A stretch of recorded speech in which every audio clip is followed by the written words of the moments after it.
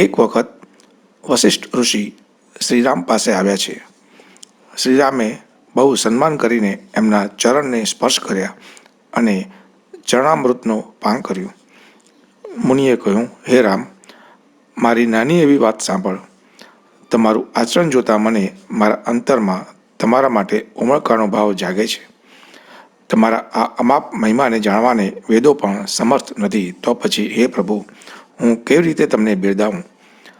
પુરોહિત તરીકે કાર્ય કરવું એ બહુ હિંમતભર્યું છે. વેદો, પુરાણ ગ્રંથોએ અને સ્મૃતિએ પણ એની નિંદા કરી છે.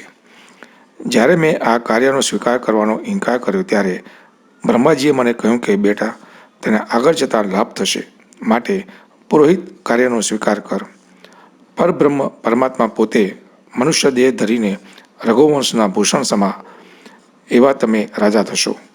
ત્યાં દિલમાં એમ વિચારેલું કે યોગ, યજ્ઞ, વ્રત અને દાન જેને માટે કરવામાં આવે છે તેને જ હું વ્રત, તપ, યજ્ઞ, દાન કરીને મેળવી લઉં તો પછી તે કરતાં વિશેષ બીજો કયો ધર્મ હોઈ શકે?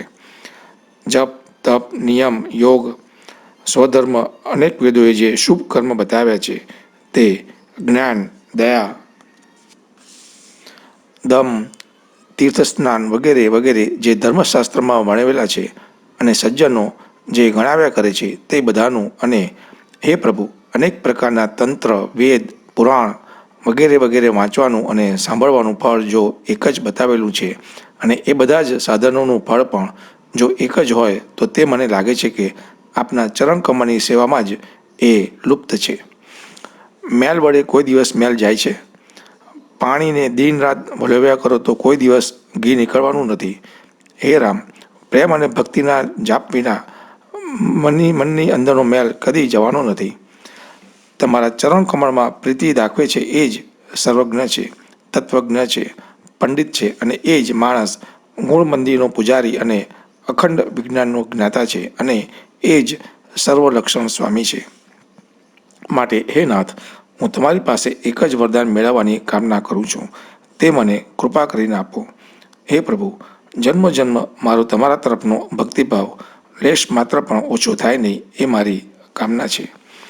આટલું કહીને મુનિ વશિષ્ઠ પોતાના મુકામે આવ્યા. કૃપાસાગરને તેઓ બહુ વહાલા લાગ્યા. સેવકોને સુખ આપે છે એવા પ્રભુ રામે ભરતજી વગેરે ભાઈઓને તથા હનુમાનજીને સાથે લીધા છે. પછી કૃપાળુ પ્રભુ શ્રી રામ અયોધ્યાનગરની બહાર ગયા અને તેમણે હાથી, રથ, ઘોડા મંગાવ્યા. પ્રભુએ બધાનું નિરીક્ષણ કર્યું અને એ બધાને નિહાળીને વખાણ કર્યા. પછી જેણે જેણે એની માગણી કરી તેને અર્પણ કર્યા. સંસારના બધા શ્રમ દૂર કરનાર પ્રભુ શ્રીરામને શ્રમ લાગ્યો છે એમ જાણ થતાની સાથે બધા આંબાવાડીમાં આવ્યા. ભરતજીએ પોતાનું વસ્ત્ર પાથર્યું અને પ્રભુ શ્રીરામ તેના પર બેઠા. બીજા ભાઈઓ પણ રામની સેવામાં લાગેલા છે. ત્યારે હનુમાનજી પ્રભુને પંખો નાખે છે. શીતળ મંદ મંદ પવનને લઈ પ્રભુનો થાક ઉતરી ગયો. મન પ્રફુલ્લ થયું. આંખમાં આંસુ આવ્યા. હનુમાનજીના જેવું પ્રભુની કૃપાપાત્ર કોઈ થયું નથી. તેમ તેમના જેવી રામની કૃપા કરવાની શક્તિ બીજા કોઈનામાં ન હતી. હે પાર્વતી, હનુમાનજીની પ્રીતિ અને ભક્તિ પરની પ્રસન્નતા પ્રભુ શ્રીરામે વ્યક્ત કરી છે. કહે છે કે એ સમયે નારદ મુનિ હાથમાં વીણા લઈને ત્યાં આવ્યા અને પ્રભુ શ્રીરામની કીર્તિના ગુણલા ગાવા લાગ્યા. હે કમળનયન, તમે સર્વ લોકોના શોક દૂર કરો છો તેમ શ્યામ વર્ણના છો. તમે કામદેવના શત્રુ મહાદેવના હૃદયકાળમાં રહીને પ્રેમ રસના પાન કરતા ભ્રમર ગણો છો. કૃપા કરીને મારી સામે જુઓ. તમે રાક્ષસોના ટોળાનું બળ ભાગી રાખનારા છો. મુનિજનોના અને સજ્જનોના મનને આનંદ આપનારા છો. પાપનો નાશ કરનારા છો. તમે બ્રાહ્મણો સ્વરૂપ ખેતરમાં ઊભા થયેલા પાકને માટે નવા મેઘ સમૂહ સમા છો. તમે નિરાધારના આધાર છો અને દિનજનોને તમે આશ્રય આપો છો. તમે સ્વયં પોતાના બાહુબળના જોરે ભૂમિનો ભાર હળવો કર્યો છે. ખર, દૂષણ અને વિરોધનો કુનેહપૂર્વક નાશ કર્યો છે. તમે રાવણનો વધ કર્યો છે. એવા દશરથ રાજાના સુખ સમા શ્રીરામ તમારો જય થાવ. વેદો, પુરાણો અને તંત્રોમાં તમારું નામ જાણીતું છે. દેવો, મુનિઓ અને સંતજનો તમારી પ્રશંસા કરે છે. હે કરુણાના સાગર, તમે ખોટા મદમાં આવો છો. તમે અયોધ્યાના ભૂષણ છો. તમારું નામ કળિયુગના પાપોને પણ બોલાવી નાખે છે અને માયા મમતાને મારી નાખે છે, નાશ કરે છે. હે તુલસીના સ્વામી રામ, તમે તમારે શરણે આવેલા સેવકોનું રક્ષણ કરો. શ્રીરામ ગુણો પ્રેમપૂર્વક ગાઈને નારદજી શોભાના સાગર પ્રભુ રામને અંતઃકરણમાં રાખીને બ્રહ્મલોકમાં ગયા. હે પાર્વતી, આ મનોરમ કથા મેં મારી મતિ અનુસાર તમને કહી છે. આ પ્રમાણે શ્રીરામની ચરિત્ર લીલા અપાર છે અને વેદો કે શારદા પણ એનું વિગતવાર વર્ણન કરવા લાગે તોય તેનો અંત આવે એમ નથી. શ્રીરામ સ્વયં અનંત છે, તેના ગુણો પણ અનંત છે, તેમના જન્મ, કર્મ અને નામનો પણ અંત આવે એમ નથી. એ અનંત છે. ધરતી પર આવેલા બધાએ સાગરમાંથી થોડું થોડું પાણી લઈએ અથવા ધરતીની રચકણો લઈએ તો તે ગણી શકાય, પરંતુ શ્રીરામના ચરિત્રો અનંત હોવાથી તેનો પાર આવે એમ નથી. આ પવિત્ર કથા ભક્તજનના દિલને હરિપદ સુધી લઈ જાય છે. આ કથા સાંભળતા ભક્તિભાવ દ્રઢ થાય છે. હે ઉમા, હવે હું તને કાકભૂષણજીએ ગરુડજીને જે કંઈ થોડું ઘણું કહ્યું હતું તે કહું છું. સાથે સાથે શ્રીરામના ગુણલા તથા સ્તુતિ કરી હવે બીજું શું કરું? હે ભવાની, બોલો. પ્રભુની આ કલ્યાણ કરનારી કથા તમે સાંભળી છે. પાર્વતી એ સાંભળીને ખુશ થયા અને મૃદુવાણી બોલ્યા, હે પુરારી, મને બહુ બહુ આનંદ થાય છે કે મેં આ ભવસાગરના ભયને દૂર કરનારી કથા સાંભળી. હે કૃપાસાગર, તમારી કૃપાથી હું ધન્ય થઈ ગઈ છું. મને હવે કશો મોહ રહ્યો નથી. સચ્ચિદાનંદ પ્રભુ શ્રીરામના પ્રભાવની ઝાંખી મને થાય છે. હે નાથ, તમારા સ્વમુખે શ્રીરામની કથા મેં સાંભળી છે. મારા કાન પવિત્ર થયા છે, આંખ દિવ્ય થઈ છે, અંતરના ઉડાણમાં સિયારામમય સર્વત્ર દેખાય છે. મારું મન કથા સાંભળતા ધરાતું નથી. શ્રીરામચરિત સાંભળતા જેના મનને તૃપ્તિ થતી નથી તેઓ જ રામરસને જાણે છે અને એમ કરીને એ રસનું પાન કરતા રહે છે. રામકથા જીવનમુક્ત થવાની દિશા બક્ષે છે. ભવસાગર પાર ઉતરવાની ઉત્કંઠા રાખનાર વ્યક્તિઓ માટે રામકથા એ હોડી સમાન છે અને વિષયી માણસો આ હરિકથા સાંભળીને કાનને સુખ આપે છે, મનને આનંદ આપે છે. જે લોકોને કાન છે એને જગત તરફથી કાન ફેરવીને શ્રીરામની ચરિત્ર કથા સાંભળવા તરફ લઈ જવા. રામની કથા જેને ગમતી ન હોય એ મૂર્ખ છે, આત્મઘાતક છે. હે નાથ, તમે મને શ્રીરામની આ કથા શ્રીરામચરિત માનસ ગ્રંથ દ્વારા ગાન કરી મને કહી તેથી મને બહુ આનંદ થયો છે. તમે કહ્યું છે તેમ આ સુંદર કથા કાકભૂષણજીએ ગરુડજીને સંભળાવી છે. કાગડાનું શરીર લઈને રામકૃપા પ્રાપ્ત કરેલ કાકભૂષણજીની જ્ઞાન, વૈરાગ્ય અને વિજ્ઞાનમાં દ્રઢ મતિ છે. શ્રીરામના ચરણમાં એમને અત્યંત પ્રેમ છે અને રામની ભક્તિ એમના અંતરમાં વસી ગઈ છે, કારણ કે બાળપણથી એમણે રામનું એઠું ગાતું છે. એ મોરારી સાંભળો, હજારો મનુષ્યોમાં કોઈ એકાદ વ્યક્તિ એક જ ધર્મચુસ્ત રીતે પાળતો હોય છે અને તેવી જ રીતે કરોડો ધર્મ અને શીલ આચારયુક્ત વ્યક્તિઓમાં કોઈ એકાદ જ વિષય મુક્ત થઈને વૈરાગ્ય તરફ વળે છે. એવા કરોડો વિરક્ત પુરુષોમાં કોઈ એકાદ જ યથાર્થ સાચા અર્થમાં જેને જ્ઞાન કહી શકાય તે જ્ઞાન પામે છે, એમ શ્રુતિ કહે છે. આવા કરોડો જ્ઞાનીઓમાં કોઈ એકાદ જ જીવનમુક્ત દશામાં હોય છે. આ સંસારમાં ભાગ્યે જ અમુક કોઈ જોવા મળે છે. આવા હજારો જીવનમુક્તો હોય તોય એમાં સર્વ સુખની ખાણસામાં બ્રહ્મલીન અને વિજ્ઞાની બહુ દુર્લભ હોય છે. ધર્માત્મા કહી શકાય એવા જ્ઞાની જીવનમુક્ત અને બ્રહ્મરત હોય એવી વ્યક્તિઓ દુર્લભ છે. એ દેવાધિદેવ શ્રીરામ ભક્તિમાં દિન રાત ડૂબેલા હોય અને મોહરહિત હોય એવી વ્યક્તિઓ તો ભાગ્યે જ દેખાય છે. તો પછી એવી હરિભક્તિ આ કાગડાએ કેવી રીતે મેળવી એ મને સમજાવો. રામપરાયણ, ગુણજ્ઞ, જ્ઞાન અને ગુણના ભંડાર, ધીર અને બુદ્ધિશાળી એવા કાકભૂષણજીએ હે નાથ કાગડાનું શરીર કેમ લીધું એ વાત મને કહો. પ્રભુ શ્રીરામનું પવિત્ર સુંદર ચરિત્ર એક કાગડાએ કેવી રીતે મેળવ્યું એ કથા મને કહો. હે પ્રભુ, તમે એ કેવી રીતે સાંભળ્યું એનું પણ મને કંઈક કૌતુક લાગે છે, તો તે પણ મને કહો. ગરુડજી તો જ્ઞાન અને ગુણના ભંડાર હતા. એ હરિના સેવક છે અને શ્રી હરિની બહુ જ નિકટ નિવાસ કરનારા છે. તેમણે મહામુનિઓના મુખેથી કથા સાંભળવાનું છોડીને કાગડા પાસે જ શા માટે કથા સાંભળી? કાકભૂષણજી અને ગરુડજી એ બંને શ્રી હરિના ભક્તો છે અને એ બંને વચ્ચે કેવી રીતે સંવાદ થયો એ વાત મને કહો. પાર્વતીની સરળ સીધી અને સુંદર વાણી સાંભળીને શિવજીએ રાજી થઈને કહેવા માંડ્યું,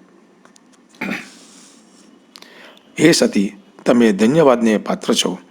તમારી બુદ્ધિ પણ પાવનકારી છે. શ્રીરામના ચરણોમાં તમને બહુ પ્રીતિ છે, માટે હું તમને શ્રીહરિની કથા કહું છું, જે સાંભળતા સમસ્ત લોકોના ભ્રમ નાશ પામે છે. એ સાંભળવાથી શ્રીરામ કથામાં વિશ્વાસ પેદા થાય છે અને કોઈપણ પ્રકારના પ્રયાસ વગર મનુષ્ય એ કથા સાંભળીને આ ભવસાગર તરી જવા સમર્થ થાય છે.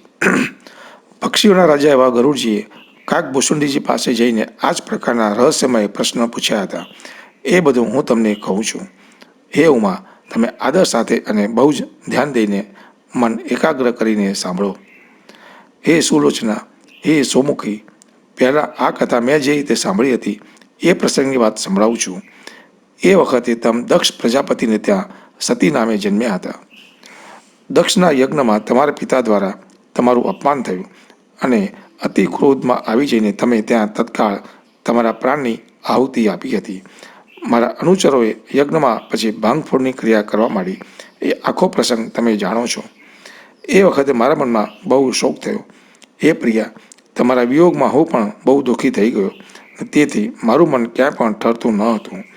ઉદાસીન થઈને હું જંગલોમાં, પર્વતો પર, નદીના કિનારે તથા સરોવર કાંઠે કૌતુક જોતા ફર્યા કરતો હતો. સુમેરુ પર્વતની ઉત્તર દિશામાં દૂર દૂર એક પર્વત હતો. એનું નામ નીલ પર્વત હતું.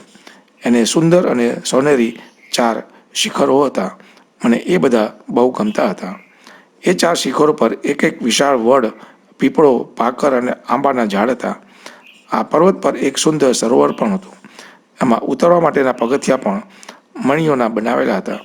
એની સુંદરતાએ પણ મારું મન મોહી લીધું હતું. એનું પાણી મીઠું અને મધુર હતું. તેમાં એક પછી એક મનોહર કમળ દેખાતા હતા. હંસોના ટોળા કલરવ કરીને મધુર અવાજો કરતા હતા. ભ્રમરોનો ગુંજારો પણ મીઠો અને મધુરો લાગતો. એ સુંદર પર્વત ઉપર એક પક્ષી રહેતું હતું. કલ્પના અંતે પણ એનો નાશ થતો ન હતો. માયાના આવરણમાં આવતા અનેક ગુણ દોષ, મોહ, કામ વગેરે અવિવેક પણ એને સતાવતા ન હતા. એટલું જ નહીં, પણ આ પર્વતની પાસે કદી પણ આ પાપ આવવાની હિંમત કરતા ન હતા. હવે આ કાગડો ત્યાં રહીને કેવી રીતે પ્રભુના ભજનમાં મગ્ન રહેતો હતો તે હું કહું છું, તે તમે સાંભળો. ત્યાં એક પીપળાનું ઝાડ હતું. આ ઝાડ નીચે બેસી તે કાગડો ધ્યાન ધરતો હતો. પાકરના ઝાડ નીચે જપ તપ કરતો અને યજ્ઞાદિ કાર્ય કરતો અને આંબાના ઝાડની છાયામાં બેસીને માનસ પૂજા કરતો. એની પાસે આખો દિવસ પ્રભુના ભજન સિવાય બીજું કોઈ કામ ન હતું. આ વડલાની છાયામાં બેસીને તે રોજ હરિની કથા કરે. આજુબાજુના અનેક પશુ પક્ષીઓ એની કથા સાંભળવા આવતા. એ કાગડો પ્રભુના ચરિત્રો ને કથા પ્રસંગો બહુ સુંદર રીતે કહેતો. આ સરોવરમાં વસવાટ કરતા હંસો પણ આ કથામાં સાંભળતા હતા. મેં જ્યારે આ કૌતુક જોયું ત્યારે મારા મનમાં જ આ દ્રશ્ય જોતા આનંદ ઉપજ્યો અને આ દ્રશ્ય જોવા માટે કથામાં જવા લાગ્યો. મેં કેટલાય સમય સુધી હંસનો દેહ લઈ ત્યાં મુકામ કર્યો અને રોજ માનસ સહિત હું શ્રીરામની કથા સાંભળતો અને ફરી પાછો કૈલાસ પર આવી જતો.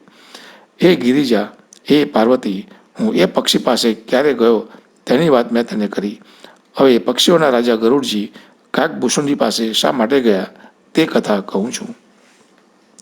લડાઈના મેદાનમાં શ્રીરામ લીલા કરી રહ્યા હતા ત્યારે પ્રભુ સ્વયં મેઘનાદ રાવણના પુત્રના હાથે બંધાઈ ગયા. એ વખતે નારદ મુનિને ખબર મળી. તેમણે ગરુડજીને રામ પાસે મોકલ્યા. ભગવાનની એ બધી લીલા કેટલીક વાર હાસ્ય ઉપજાવે એવી પણ હોય છે. શ્રીરામ નાગપાશમાં બંધાઈ ગયા હતા. એટલે નારદના કહેવાથી ગરુડજી મેદાનમાં આવ્યા. શ્રીરામને બંધનમાં જોયા. તેમણે આ દ્રશ્ય જોયું. મનમાં ખેદ થયો. પ્રભુને આ રીતે બંધનમાં જોઈને ગરુડજી વિચારમાં પડી ગયા. જે સ્વયં વ્યાપક છે, નિર્વિકાર છે, વાણીના સ્વામી કહેવાય છે અને મોહ માયાથી પર છે અને બ્રહ્મ કહેવાય છે, એ આ સંસારમાં પરમેશ્વર થઈને અવતાર લઈને આવ્યા છે, છતાં અહીં એ પ્રભુ પોતાનો પ્રભાવ બતાવી શક્યા નહીં. જેનું નામ જપવાથી સંસારનો જીવ ભવસાગરના બંધનોમાંથી મુક્ત થાય છે, એ જ રામ આજે એક રાક્ષસના બાણ દ્વારા નાગપાશથી બંધાઈ ગયા છે. આ પ્રમાણે પોતાના મનને સમજાવવાનો પ્રયત્ન કરવા છતાં જ્યારે કંઈ સમજાયું નહીં, પરંતુ ભ્રમના જાળા છવાવા લાગ્યા મનમાં ખેદ થયો અને એવા મૂંઝવણભર્યા મન વડે બધું તર્કની દિશામાં ખેંચાતા જતા હતા. આથી વ્યાકુળ ચિત્ત થયેલા ગરુડજી દેવર્ષિ નારદ પાસે ગયા અને પોતાના મનનો સંશય અને સંદેહ પ્રગટ કર્યો. એ સાંભળીને નારદજીને દયા આવી અને કહ્યું, હે પક્ષીરાજ ગરુડજી, સાંભળો, એ તો બધી રામની માયા છે, જે જ્ઞાનીજનોના ચિત્તને પણ ચક્રાવે ચડાવી દે છે અને તેમના મનને જબરજસ્તીથી મોની પ્રપંચ જાળમાં નાખી દે છે. એવા ભગવાનની એ માયાએ તો મને બહુ વાર ગુલાટ ખવડાવી છે. એ માયા તમને આવો અનુભવ કરાવી ગઈ.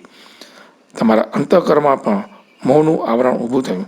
એ મારા કહેવાથી કાંઈ મટે એમ નથી. માટે ગરુડજી, તમે બ્રહ્માજી પાસે જાઓ અને એ તમને જે આદેશ આપે તેમ કરો. આમ કહીને નારદજી પ્રભુના ગુણ ગાતા ચાલ્યા. એમની વાણીમાં શ્રી હરિની માયાવી શક્તિનું રહસ્ય રમતું હતું, વહેતું હતું. નારદજીના આદેશને આજ્ઞા માનીને ગરુડજી બ્રહ્માજી પાસે આવ્યા અને તેમની સામે પોતાના મનમાં રમતો સંદેહ કહી સંભળાવ્યો. એ રહસ્યમય સંદેહ સાંભળી બ્રહ્માજી મનના અંતરતમમાં ઉદ્ભવતા પ્રકાશમાં રામને નિહાળી પ્રણામ કરવા લાગ્યા. પ્રભુની આ સંતા કુકડી જેવી રમત જોઈને એમના મનમાં પ્રેમ ઉભરાવા લાગ્યો. બ્રહ્માજી મનમાં વિચાર કરતા હતા, કવિઓ અને જ્ઞાનીજનોએ તમારી માયાને વશ રહીને વર્તન કરે છે. તમારી માયા અકળ છે, તેણે મને પણ બહુ વાર ઝુકાવ્યો છે. આ સચરાચર જગતનો સર્જનાર હું છું, તેમ છતાં હું પોતે પણ ભગવાનની માયાને પામી શક્યો નથી. તો પછી તમારા જેવાને મોહ ઉપજે એમાં તમારે નવાઈ કરવા જેવું નથી. પછી બ્રહ્માજી સુંદર ભાષામાં કહેવા લાગ્યા, સાચું કહું ગરુડજી, મારું માનો તો કહું છું, રામની માયા કેવળ મહાદેવજી જ જાણે છે. માટે ગરુડજી, તમે ભગવાન શંકરના દ્વાર ખટપટાવો. એમના સિવાય બીજા કોઈને પણ પૂછશો નહીં. તમારા મનનો સંશય દૂર કરવાને મહાદેવજી પર્યાપ્ત છે. બ્રહ્માજીની વાત ગરુડજીને ગમી એટલે તે ઉપડ્યા શંકર પાસે. પછી એ ગરુડજી મારી પાસે આવ્યા અને તે વખતે હું કુબેરને ત્યાં જતો હતો અને તમે, હે પાર્વતી, કૈલાસ પર હતા. આવતાની સાથે ગરુડજી મારા પગે પડ્યા અને પોતાની વાત કહી એટલે મેં તેને પ્રેમથી કહ્યું, એ ગરુડજી, આપણે રસ્તામાં મળ્યા અને રસ્તામાં કંઈ સાચી સમજ મનને ગળે ઉતરે એવી કહી શકાય નહીં. એ વાત ચોક્કસ છે કે સાચું રહસ્ય લાંબો સમય સત્સંગ કરવાથી મળે છે અને સત્સંગ અને સાચું રામ રહસ્ય સર્વ પ્રકારના સંદેહ સંશયને દૂર કરે છે. એટલે સત્સંગમાં રહો, મુનિઓએ ગાયેલી કથાનું શ્રવણ કરો, હરિની કથા સાંભળવી અને આદિ મધ્ય અને અંતમાં ચિત્તમાં શ્રી રામની છબી ભરી આવે, રામની ઝાંખી થાય છે. એટલું થાય એટલે રામ રહસ્ય સમજાવવા લાગે. માટે હે ભાઈ, તમે મારી વાત માનો અને જ્યાં હરિકથા નિત્ય થયા કરે છે ત્યાં તમને મોકલું છું. ત્યાં જાઓ અને હરિકથા સાંભળો. હરિકથા મનના સંદેહને દૂર કરે છે. એ તમને રામચરણમાં લીન કરશે. સત્સંગ વિના હરિકથા સાંભળવા મળે નહીં. હરિકથાનું શ્રવણ મોહ, મમતા, માયાને પાસે ઊભા રહેવા દે નહીં. મોહ, માયા, મમતા રહે નહીં એટલે પ્રભુના ચરણ ચિહ્ન દેખાય. શ્રીરામ ભાવના ભૂખ્યા છે. એના તરફનો જરા સખો પ્રેમ તમને રામમય બનાવી દેશે. તમે ગમે તેટલું કરો, યોગ, યજ્ઞ, જપ, તપ, જ્ઞાન, વૈરાગ્યથી કશું વળે નહીં. માટે તમે ઉત્તર દિશામાં એક નીલ પર્વત છે, ત્યાં કાગભૂષુંડી નામે એક કાગ ઋષિ રહે છે, ત્યાં જાઓ. એમણે રામ ભક્તિ બરાબર પચાવી છે અને રામ માર્ગના પ્રખર, પ્રવીણ અને અનુભવી વયોવૃદ્ધ રામ ભક્ત છે. તેઓ નિરંતર શ્રી રામકથા કરે છે અને પર્વત પરનો પક્ષી સમાજ આદરપૂર્વક રામકથા સાંભળે છે. તમે ત્યાં જઈને રામકથા સાંભળો. એથી તમારા મનનો સંદેહ સ્વયં દૂર થતો નિહાળશો. મેં તમને બધી વિગત કહી છે. ત્યાર પછી ગરુડજી મને વંદન કરી આનંદપૂર્વક ત્યાંથી નીકળ્યા. શ્રી રામની કૃપાથી મને જે રામ રહસ્ય મળ્યું તે વાત મેં તેને કરી. આમ મેં તેને કંઈ સમજાવ્યું નહીં, પણ અંગુલી નિર્દેશ કર્યો. એના મનમાં ક્યારે પણ અભિમાનનો અંશ આવ્યો હશે તો તે પ્રભુ દૂર કરશે. રામ રહસ્યની એને ઝાંખી થશે એટલે એનું મન માન્યું થશે. બીજું, મેં એને મારી પાસે ન રાખ્યા. એની પાછળ દ્રષ્ટિ એ છે કે પંખી પંખીની જ ભાષા જેટલી સરળતાથી સમજી શકે એટલી આપણી વાત ન સમજી શકીએ. હે ભવાની, પ્રભુની માયા બહુ બળવાન છે. એ માયા સર્વ કોઈને રમાડે છે. ત્રિભુવનનાથનું વાહન ગરુડજી એ જ્ઞાનીઓમાં શ્રેષ્ઠ છે અને ભક્ત શિરોમણી છે. તેને પણ માયા માર ખવડાવે તો પામર મનુષ્યનું શું ખજું. પ્રભુની માયા જો મહાદેવ અને બ્રહ્માજીને પણ મોહિની લગાડે તો પછી અન્ય જનની તો શી વિષાદ. આ સત્ય સમજીને તો સૌ શ્રીરામને ભજે છે. ગરુડજી કાકભૂષણજીના આશ્રમમાં આવીને રહ્યા. કાકભૂષણજીજી હર હંમેશ રામમય જીવન જીવે છે. અખંડ રામ ભક્તિમાં રમતા રહે છે. આશ્રમનું રામ ભક્તિમય વાતાવરણ ગરુડજીના મનને રાજી કરી ગયું. એના માયા, મોહ અને શોક પ્રતિદિન ઓછા થતા ગયા. ગરુડજી સરોવરમાં સ્નાન કરે છે, એ પાણી પીએ છે અને વડ નીચે નિયત સ્થાન પર બેસે છે. અનેક ગરડા પક્ષીઓ કથા સાંભળવા આવે છે અને રામકથા સાંભળે છે. કાકભૂષણજીજી કથાનો આરંભ કરે છે ત્યાં જ એમણે ગરુડજીને જોયા. બધાએ એમનું સ્વાગત કર્યું. ગરુડજીનું આતિથ્ય થયું. ખબર અંતર પૂછ્યા અને એમને માટે નિયત આસન અર્પણ કર્યું. પૂજા કરી અને પછી બોલ્યા, હે પક્ષીરાજ, તમારા દર્શનથી હું બહુ પ્રસન્ન થયો છું. હે સ્વામી, તમે શા માટે અહીં આવ્યા છો તે મને તમે કહો, તે પ્રમાણે તમને આપું. ગરુડજી કોમળ અને પ્રમાણિત વાણી સંભળાવતા બોલ્યા, તમે તો સદા સર્વદા કૃતાર્થ થયેલા છો. શિવજીએ સ્વમુખે તમારી પ્રશંસા કરી છે. હે તાત, હું શા માટે આવ્યો છું એ વાત સાંભળો. એ બધું તો અહીં આવતાની સાથે જ મને પ્રાપ્ત થઈ ગયું છે અને વળી તમારા દર્શન થયા તે અલગ. તમારો આ પવિત્ર આશ્રમ જોતાં જ મારા મનમાં રમી રહેલો મોહ નાશ પામ્યો છે. સંશય દૂર થયો છે અને ભ્રમ ભાંગી ગયો છે. હવે હે તાત, હું શ્રીરામની કથા સાંભળવા ચાહું છું. તે બહુ પવિત્ર છે, ભક્તોને સુખ આપનારી છે, દુઃખ દૂર કરનારી છે. મને આદર સાથે સંભળાવો. હે પ્રભુ, હું તમને પ્રાર્થના કરું છું. ગરુડજીની નમ્ર, સરળ, સુંદર, પ્રેમસભર, સુખદ વાણી સાંભળીને કાકભૂષણજીના મનમાં કથા કરવાનો ભાવ ઉમટ્યો અને રામના ગુણગાથી મંગળાચરણ શરૂ કર્યું. હે ભવાની, સૌથી પહેલાં બહુ પ્રેમવશ થઈને મંગળાચરણ કરીને શ્રી રામચરિત્ર માનસનું સરોવર સાથેનું રૂપક સમજાવ્યું. પછી નારદજીના મોહની કથા કહી, રાવણના અવતારની ભૂમિકાની કથા કહી, પ્રભુના અવતાર પાછળ રહેલ અવતારની રહસ્યની કથા કહી, રામનું બાળચરિત્ર બહુ સ્વસ્થ મનથી કહ્યું, પરમ આનંદ સ્વરૂપ ભગવાનને સાથે રાખીને રામની બાળ લીલા કહી, વિશ્વામિત્રના આગમનની કથા કહી, પછી શ્રીરામના વિવાહની કથા કહી. ત્યાર પછી શ્રીરામના રાજ્યાભિષેકના એ મંગળ એંધાણમાં કૈકેયીના વીજ કડાકાએ વનવાસનો પ્રસંગ ઊભો કર્યો એની કથા તથા નગરજનોના અંતરની વેદનાની કથા કરી. નગરજનોના અંતરની વેદનાની કથા કહી. પછી પ્રભુના વનગમનની કથા કહી, કેવટના પ્રેમ અને ઘોરની કથા કહી, પ્રયાગમાં ભરદ્વાજ મિલનની કથા કહી, વાલ્મીકીની વાત કહી અને ચિત્રકૂટની નિવાસ કથા કરી. શ્રી રામ લક્ષ્મણ સીતાને વિદાય કરીને સુમનજી ડરતા ડરતા અયોધ્યામાં દાખલ થયા તેની કથા કહી. દશરથનું રામના વિરહમાં થયેલ કરુણ મૃત્યુની કથા કહી. ભરતજીના આગમન અને તે પછી ઘડાયેલી પરિસ્થિતિની કથા કહી. ભરતજીના પ્રેમની વાત કહી. રામ ભરતના મિલન અને પ્રભુની પાદુકા લઈને પાછા અયોધ્યા પાછા ફર્યાની કથા કહી. ભરતજીના નંદીગ્રામ નિવાસની કથા કહી. ઇન્દ્રના પુત્ર જયંતની ઈર્ષ્યા કથા અને તેના ફળની કથા કહી. પ્રભુ રામ અને અત્રિ ઋષિના મિલનની કથા કહી. પછી વિરોધના વધની કથા કહી અને ત્યાર પછી શરભંગ ઋષિના દેહ ત્યાગની વાતની કથા કહી. સુતીક્ષ્ણજીની પ્રીતિ અને અગત્ય ઋષિ સાથેના સત્સંગની કથા કહી. ત્યાર પછી રામજીના દંડકારણ્ય તરફના પ્રયાણની કથા કહી. અહીં જટાયુ સાથે પ્રભુએ કરેલ મૈત્રીની કથા કરી. પંચવટીમાં રામના નિવાસની કથા કહી. મુનિઓનો ત્રાસ દૂર થયો તેની કથા કહી. ત્યાર પછી પંચવટીની પુણ્ય પવિત્ર ભૂમિમાં શૂર્પણખાના પ્રવેશની કથા કહી. ખર અને દૂષણના વધની કથા કહી અને પછી રાવણને પ્રાપ્ત થયેલ સર્વ પ્રકારની માહિતીની કથા કહી. પછી રાવણ અને મારીચના મિલન અને વાર્તાલાપની કથા તથા મારીચ દ્વારા સુવર્ણ મૃગની અને રાવણ દ્વારા સીતાના હરણની કથા કહી. સીતા હરણથી રામને થયેલા વિરહની વર્ણન કથા કહી. જટાયુના અંતિમ સંસ્કારની કથા કહી. શબરી સાથેના મિલન તથા એની થયેલ પરમ ગતિની કથા કહી. શ્રીરામના વિરહ દુઃખની કથા કહી. પંપા સરોવરને કાંઠે રામ પહોંચ્યા એની કથા કહી. પ્રભુ રામ અને નારદજીનું મિલન, સંવાદ તથા હનુમાનજીના મિલનની કથા કહી. પછી હનુમાનજી દ્વારા સુગ્રીવ સાથે થયેલ મૈત્રી તથા વાલીની હત્યા સુધીની કથા કહી. પછી સુગ્રીવને રાજ્યની સોંપણી કરી.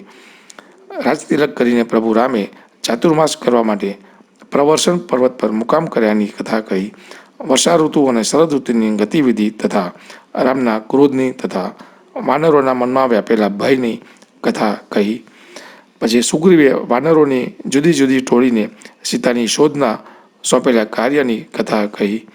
અંગદની ટુકડીનો ગુફા પ્રવેશ તથા સંપાતિના મિલનની કથા કહી. પછી પવનપુત્ર હનુમાનજીએ સાગર ઓળંગી લંકામાં પ્રવેશ કર્યાની કથા કહી. સીતાજીને મળવા માટેની તાલાવેલી અને વિભીષણના મિલનની કથા કહી. હનુમાનજીએ અશોકવન ઉજાડ્યાની કથા કહી. રાવણને કરેલા બોધની કથા કહી. લંકા દહન અને સાગર ઓળંગી પાછા ફર્યા તેની કથા કહી. પછી વાનર સમૂહ સાથે શ્રી રામ પાસે જઈને સીતાજીના કુશળ ખબર અંતરની કથા કહી.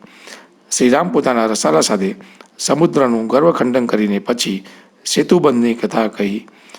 સમુદ્ર ઓળંગી ગયાની કથા તથા પ્રભુના વિભીષણ સાથેના મિલનની કથા કહી. આ બધી કથા એક પછી એક કાગભૂષણજીએ ગરુડજીને કહી. ત્યાર પછી સમુદ્ર પર બાંધેલા સેતુની કથા કહી. વાનરોની સામે પાર જવાની કથા કહી.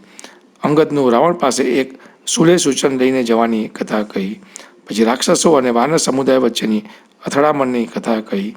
કુંભકર્ણ અને મેઘનાદના પરાક્રમની કથા તથા તેમના પુરુષાર્થ બળ તેમજ સંહારની કથા કહી. રાક્ષસોએ ઊભી કરેલ માયાજાળ અને વાનર સમુદાયમાં ભય અને ખળભળાટની કથા કહી. રામ અને રાવણના દ્વંદ્વ યુદ્ધની કથા કહી. રાવણનું મૃત્યુ થયું અને મંદોદરીના પતિ પાછળના શોક કરવા અંગેની કથા તથા વિભીષણને રાજ્ય સુપ્રત કર્યાની કથા કહી. દેવોનો શોક દૂર થયો એની કથા કહી. પછી સીતાજી અને રામના પુનઃમિલનની કથા તથા સીતાજી અગ્નિ પરીક્ષામાંથી પસાર થયાની કથા કહી. દેવોએ કરેલી શ્રીરામની સ્તુતિની કથા કહી. ત્યાર પછી પુષ્પક વિમાનમાં બેસી અગ્રગણ્ય વાનર સમુદાય સાથે અયોધ્યા તરફના પ્રયાણ પ્રવાસની કથા કહી. પછી શ્રીરામના અયોધ્યામાં પ્રવેશ તથા ભરત સાથેના મિલનની કથા કહી. શ્રીરામના રાજ્યાભિષેકની કથા કહી. નગરજનો અને ગુરુજનો સાથે રાજનીતિની ચર્ચા અંગેની પ્રતિદિનની પ્રક્રિયાની કથા કહી. આ પ્રમાણે કાગભૂષણજીએ સંપૂર્ણ શ્રી રામકથા પ્રસંગોવાર આવે તે રીતે કહી. હે ભવાની, મેં જે કથા કહી છે તે ગરુડજીને કહી સંભળાવી. આખી રામકથા સાંભળી અને પક્ષીરાજ ગરુડજીના મનનો સંદેહ દૂર થયો. મન પવિત્ર થયું અને આંખમાંથી હરખના આંસુ સરવા લાગ્યા. એ કાગજી, મારા મનના બધા જ સંશયો હવે દૂર થઈ ગયા છે અને મેં શ્રીરામનું સંપૂર્ણ ચરિત્ર સાંભળ્યું. તમારા દ્વારા અને તમારી કૃપાથી મને રામના ચરણોમાં અનુગ્રહ થયો છે. પ્રભુ રામને લડાઈના મેદાનમાં નાગપાશના બંધનમાં જકડાયેલા જોઈને મારા મનમાં જે સંદેહ ઘૂસી ગયો હતો કે સચ્ચિદાનંદ રામ શા માટે વ્યાકુળ થયા. બરાબર એક સામાન્ય માનવીના જેવું જ વર્તન શ્રી રામની ક્રિયા જોઈ મારા મનમાં ભારે ગડમથલ ઊભી થઈ હતી. હવે એ ભ્રમ દૂર થયો છે અને તે માટે તમને મારા હિતુ માનું છું. કૃપાનિધાને પણ મારા પર અનુગ્રહ કર્યો છે. તડકામાં તપીને આવેલ વ્યક્તિને એક ઝાડની છાયા સુખ આપે છે. એ ત્યાં આવ્યા પછી તપેલો સમજી શકે છે. એ રીતે મને જો આ ભ્રમ ન થયો હોત તો મને તમારા જેવા સમર્થ ગુરુ ક્યાંથી મળી શકત. અને શ્રીરામની સુંદર મનોહર કથા કેવી રીતે સાંભળી શકત. તમે એ સંપૂર્ણ કથા રહસ્યમય રીતે અને મનને ચમત્કૃત કરી નાખે એ રીતે કહી છે. શાસ્ત્ર, પુરાણ અને તંત્રશાસ્ત્રનો એવો અભિપ્રાય છે અને સિદ્ધિ પ્રાપ્ત મુનિજનો વિના સંદેહ કહે છે કે સાચા સંતો એમને જ મળી જાય છે જેમના પર પ્રભુ શ્રીરામની કૃપા દ્રષ્ટિ થાય છે. શ્રીરામની કૃપાથી મને તમારા દર્શન થયા છે અને તમે મારા મનનો બધો કચરો કાઢી નાખ્યો છે. પક્ષીરાજ ગરુડની આ પ્રમાણે વિવેક અને વિનયયુક્ત વાણી સાંભળીને કાગભૂષણજીનો દેહ બહુ ઉત્સાહસભર થઈ ગયો. આંખમાંથી આંસુ વહેવા લાગ્યા અને મન નિર્મળ થયું. હે ઉમા, જે સદબુદ્ધિ ધરાવે છે, સુશીલ, પવિત્ર અને હરિરસની કથામાં મન તત્પર રાખે છે એવા પ્રભુ ભક્તોને શ્રોતા મળે છે, સંતો સાંભળે છે ત્યારે એમના અંતઃપટમાં ઘૂમતા ગુહ્ય રહસ્યો ખોલવાની વૃત્તિ થાય છે. પછી કાગભૂષણજીએ ગરુડજી પરત્વે પ્રેમપૂર્વક દ્રષ્ટિ કરીને કહ્યું, હે નાથ, તમે મારે મન બધી રીતે એક પૂજ્ય વ્યક્તિ લાગો છો. તમે ખરેખર રામના કૃપાપાત્ર લાગો છો. હે નાથ, તમને કંઈ સંશય, સંદેહ કે મોહ થાય નહીં. તમે તો મારા પર દયાદ્રષ્ટિ કરી છે. મારા નાથ, મારા પ્રભુ ગરુડજી તમને મોહનું નિમિત્ત બનાવીને મારા તરફ મોકલીને મને તો લાગે છે કે શ્રીરામે મને મોટો બનાવી દીધો છે. હે સ્વામી, તમે તમારા મોહની વાત મને કહી, એમાં મને કશું નવાઈ જેવું લાગ્યું નથી. નારદજી, મહાદેવજી, બ્રહ્માજી તથા સનકાદી ઋષિમુનિઓ મોટા આધ્યાત્મ્ય સાગરના સ્વામી છે. મોહ થાય છે ત્યારે કોણ તેમાં ડૂબ્યું નથી? એની પાછળ આંધળા થયા નથી? આ જગતમાં એવું કોણ છે જાને કામદેવે નચાવ્યા ન હોય? તૃષ્ણાએ કોને ગાળા ગેલા બનાવ્યા નથી? કોના દિલને ક્રોધ જાડ્યા નથી? જ્ઞાનીજનો, તપસ્વીઓ, શૂરા, કવિ, કોવિદ અને ગુણોની ખાણ સમાન એવો કોણ છે જેને લોભે દુઃખ ન દીધું હોય? લક્ષ્મીના અભિમાનમાં આવીને કોણ અક્કડ થયું નથી? ઐશ્વર્ય સુખને લઈ કોણ બહેરું નથી થયું? નજરના બાણ વાગ્યા ન હોય, કામ બાણ વાગ્યા ન હોય એવું કોણ ન હોય? ગુણોની અધિકતાને લઈ કોને સન્યોપાત થયો નથી? માન અને મત જેને સ્પર્શ્યા ન હોય એવું કોઈ નથી. જુવાનીના જોશમાં એવું કોઈ નથી કે બહેકી ગયું ન હોય. મમતા માયાએ કોની પ્રતિષ્ઠાનો ઘાત નથી કર્યો? અદેખાઈએ કોને કલંક લગાડ્યું નથી? શોકના ઘા વાગવાથી કોણ ડોલી ગયું નથી? ચિંતારૂપી નાગણે કોને ડંખ નથી માર્યો? અને જગતમાં એવું કોઈ જાણ્યું અજાણ્યું નથી જેને માયાએ નચાવ્યા ન હોય. મનોરથ એ એક એવો કેળો છે અને મનુષ્ય શરીર એ એક લાકડું છે એવો કોણ છે જેને આ આશા તૃષ્ણારૂપી કેળો વળગ્યો ન હોય? પુત્રની, ધનની અને લોક પ્રતિષ્ઠામાં બધા ડૂબેલા રહે છે અને આ ત્રણેય પ્રકારની ઈચ્છાવાળાઓએ કોની બુદ્ધિને બગાડી ન હોય? આ બધા માયાના વ્યવહાર છે, માયાજાળ છે, માયાનો પરિવાર છે.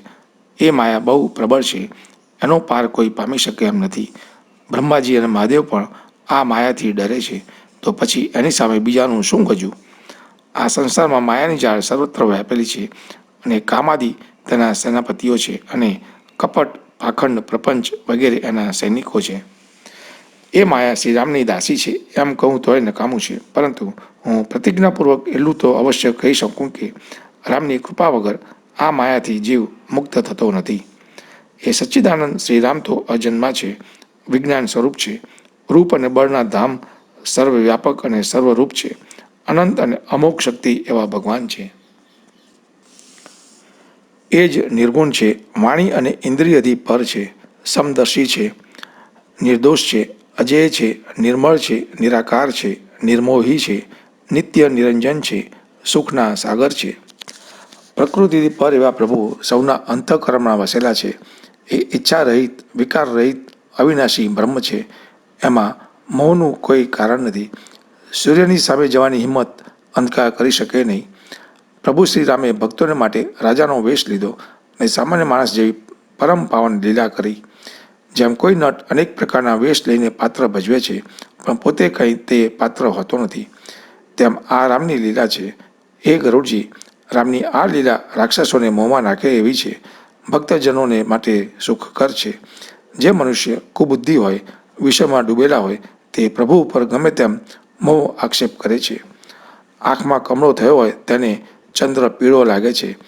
એમ હે ગરુડજી, કોઈને દિશાભ્રમ થાય અને પછી કહેવા લાગે કે સૂર્ય પશ્ચિમમાં ઉગે છે, એના જેવી આ વાત છે. નૌકામાં બેઠેલા જગતને ચાલતું જુએ અને મોહને લીધે પોતે અચળ છે એમ માને છે. બાળક ફેર ભૂદડી ફરે એટલે કોઈ ઘર મકાન ફરતા નથી, છતાં ફરતા હોય એમ લાગે છે. હે ગરુડજી, તમારો હરિ અંગેનો મોહ મને લાગે છે કંઈક આવો છે. સ્વપ્ને પણ અજ્ઞાનને સ્થાન મળતું નથી. પરંતુ માયાને વશ વર્તી જે મંદબુદ્ધિ અને કમભાગી જીવ છે, જેમના અંતરમાં પડદો પડેલો છે, આ પડદો હટે નહીં ત્યાં સુધી સંશયની બોલબાલા રહે છે અને તેમ થઈને પોતાનું અજ્ઞાન શ્રીરામ પર ઠાલવીને રામ પર આરોપણ કરે છે.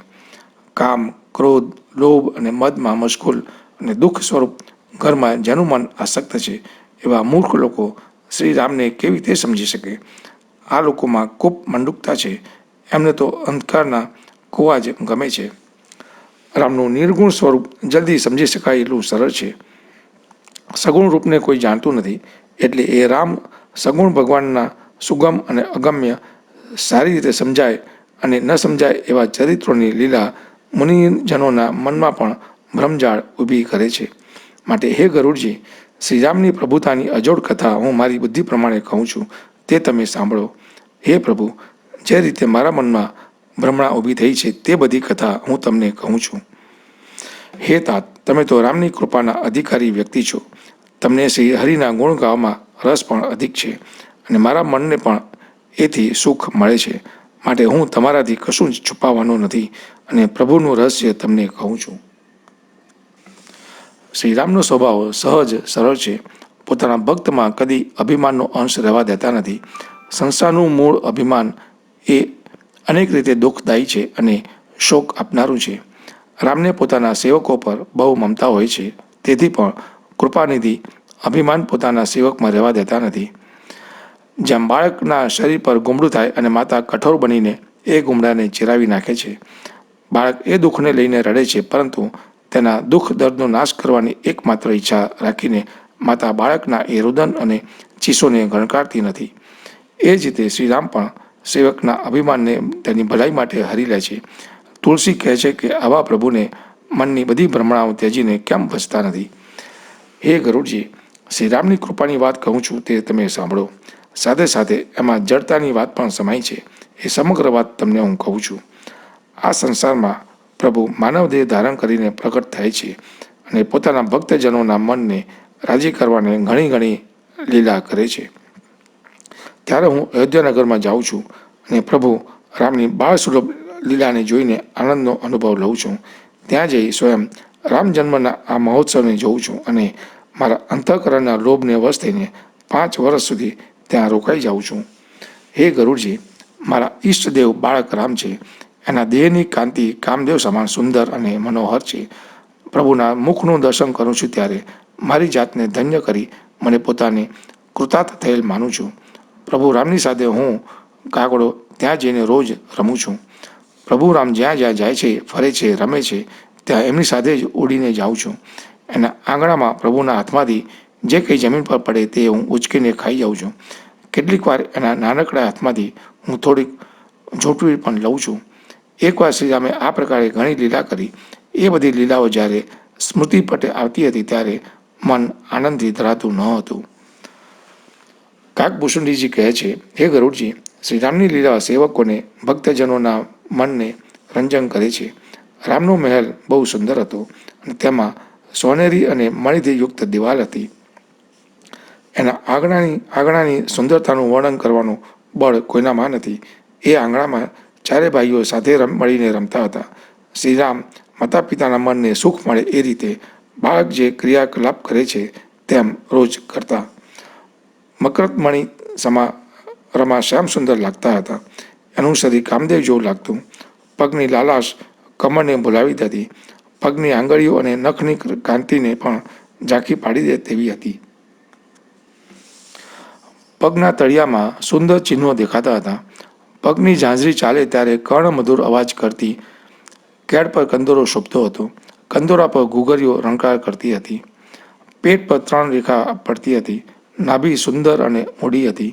છાતી વિશાળ હતી અને તેના પર અનેક પ્રકારના ઘરેણાં શોભતા હતા. વસ્ત્રો પણ સુંદર લાગતા હતા.